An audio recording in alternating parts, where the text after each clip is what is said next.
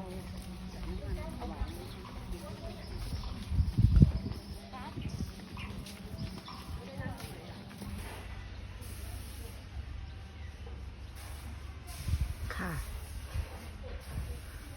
ค่ะ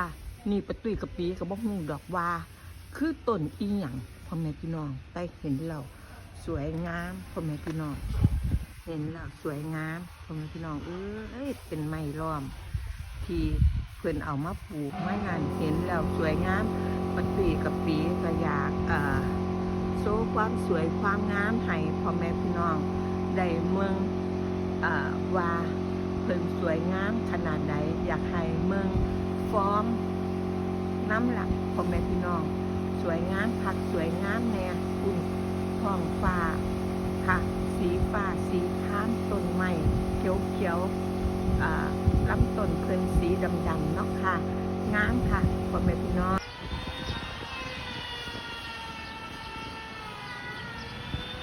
ค่ะนี่เนาะพ่อแม่พี่น้องให้เห็นศาลาของบ่แม่นศาลาหลังคาของศาลาวัดป่าวังน้ำเย็นเนาะพ่อแม่พี่น้องนี่ล่ะพ่อแม่พี่น้องคือเอกลักษณ์ค่ะของวัดป่าวังน้ำเย็นของเฮาเนาะพ่อแม่พี่น้องนี่คือเอกลักษณ์ของวัดป่าวังน้ำเย็นมาบัดใดเห็นบัดใดก็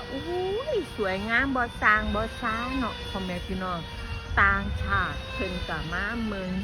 มาแง้งค่ะหลายพ่อแม่พี่น้องค่ะต่างชาติก็มาเมืองมาแง้งค่ะพ่อแม่พี่น้องค่ะนี่ปากทางเนาะพ่อแม่พี่น้องนี่ปากทางเขาพ่อแม่พี่น้องปากทางพ่อแม่พี่น้องปากทางเขาเนาะพ่อแม่พี่น้อง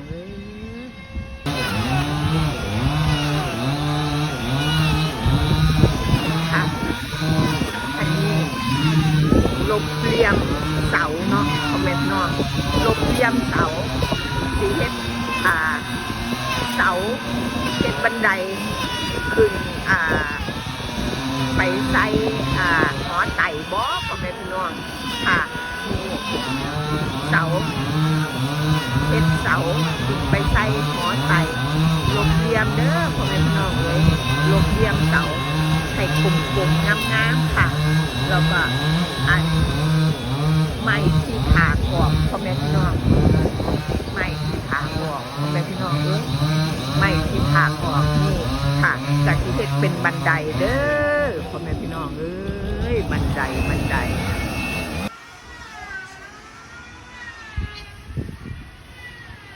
ค่ะเสียนพระนางเมืองเนาะพ่อแม่พี่น้องค่ะนี่สวยงามค่ะ90%แล้วพ่อแม่พี่น้อง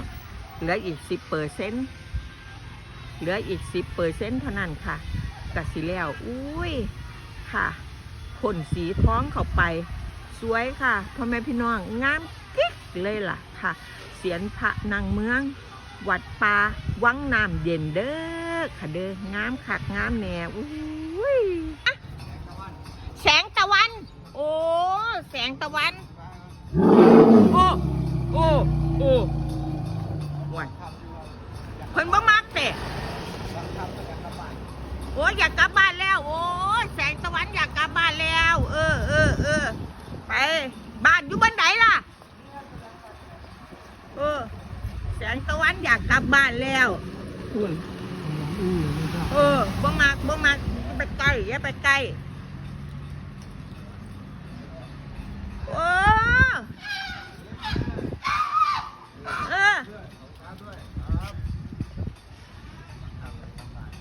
บัตรเอาเงินให้จัง4,000วันนั้นเนาะหูความตัวเนี่ยหูความเอาเงินให้บ่ห้องเอาซะก่อนแสงตะวันค่ะ